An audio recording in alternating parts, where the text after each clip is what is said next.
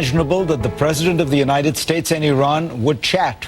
But of course it happened a few weeks ago. Very few would have argued that there was a real chance that the United States and Iran would come to terms on Tehran's nuclear program.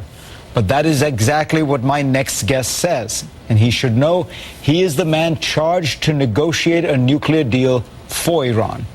Jawad Zarif is the Foreign Minister of the Islamic Republic of Iran. Welcome to the show. Thank you. Thank you for having me. Tell me first, do you still continue to hold that optimism on the basis of the discussions you had? Well, the first meeting that we had was positive, but we didn't get into the details. And usually it's more difficult to negotiate the details. But I think it's a good beginning. It's a good political jump to the process. And we can start with this, what I hope to be a political will and political desire on the part of the members of E3+3 and Iran to move forward and resolve this issue, because what we have done in the past 10 years has not benefited the P5+1. It hasn't benefited Iran. We have very serious sanctions that are hurting the Iranian people. And at the same time, instead of a few hundred centrifuges that we had 10 years ago or 8 years ago, now we have 18,000. So nobody has benefited from this pattern of relations that we've had over the last 8 years.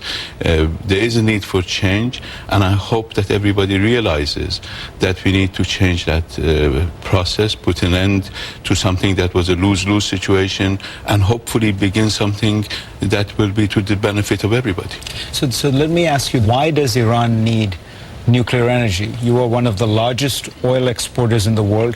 You burn off as much natural gas, that is, you waste as much natural gas as your entire nuclear energy program produces.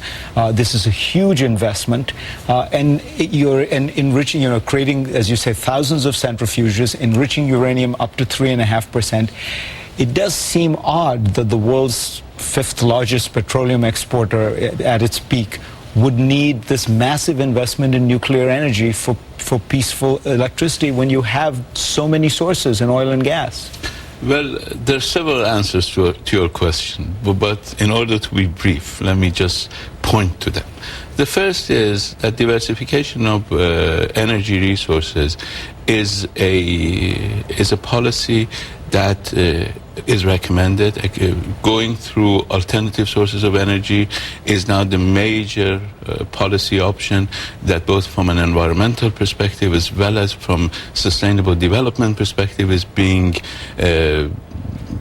suggested and promoted at the international level. It is interesting to note that in 1974 it was an American corporation, an American consulting firm, that suggested to the Shah of Iran, then an ally of the United States, that Iran should procure 20% of its energy from nuclear reactors. So I think there are firm grounds to believe that Iran can and needs to diversify its sources of energy for future generations. There are 40 countries that have civilian nuclear energy. They do not enrich. Yes. They do not enrich. Why do you need to have the capacity to enrich when most countries that use civilian nuclear energy don't enrich? We did not have any intention of enriching.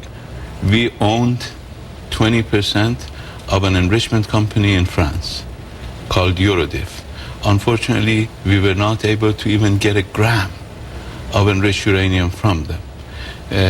They have pushed Iran into a situation where Iran had to rely on itself. Now they cannot come back and try to rewrite history. Iran has had to do this not out of its own choice, but out of necessity. Iran is a proud nation. We believe we have the technological capability, we have the human resources in order to stand on our own feet. And once the international community or those who have the capacity deprive us of that, then we will rely on ourselves. ourselves. Why did you build underground nuclear facilities which were not revealed to the IAEA? No, you see, again, the facilities in Iran, according to the agreement that we had with the IAEA, now the international mechanisms for monitoring have changed. They have improved, in fact. But at that time, you were supposed to inform the IAEA 180 days before you introduced uranium to that facility. The facility that we had in Natanz, when we showed it to the IAEA, not a single gram of uranium had been introduced in that facility. There had been in other places, but unfortunately they have tried to present a different portrayal. In the facility in Natanz, which has become the subject of so much international enthusiasm. Because it was hidden. Yes, it wasn't supposed to be revealed. We were supposed to reveal that facility to the IAEA 180 days before we introduced uranium to that facility. And when the Director General of the IAEA, the former Director General, Mr. Mohammed al-Baradei, went and visited that facility in February of 2002, we had not introduced a single gram of uranium to that facility. It was a smaller facility where we had done some testing at the laboratory level. Our technicians believe that we did not need to inform the IAEA, but it has nothing to do with that major facility. But what we can do now, instead of looking back, is use the IAEA with its monitoring capabilities to make sure that Iran does not deviate from its program. The IAEA has not been able to find a single evidence, and the IAEA has done more investigation in Iran in the past 10 years that probably it hasn't done in any other country. Has not been able to get to a single evidence that Iran has diverted its activities into non-peaceful operations. But we are willing to work with the IAEA. We are willing to answer past questions.